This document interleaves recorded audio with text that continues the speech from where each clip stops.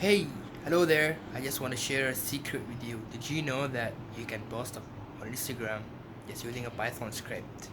Well, of course you did not. That's why you're here. So let's go back to our computer and I will show you how you can do it.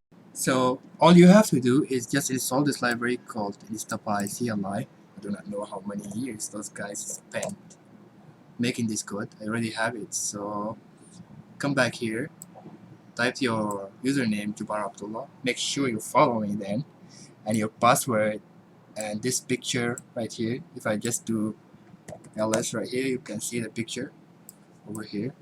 Make sure you just put it in the same directory and just the Python any text right there. Then run this code and boom, once it's done, then you can go and refresh your Instagram page and then you are good to go. We wait for it and done. Let's go Instagram, refresh, and you can see boom, our code is right there.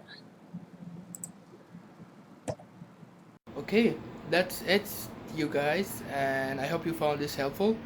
If you do, I also teach Python one-on-one, so if you're interested, send me a DM and then we can work out from there.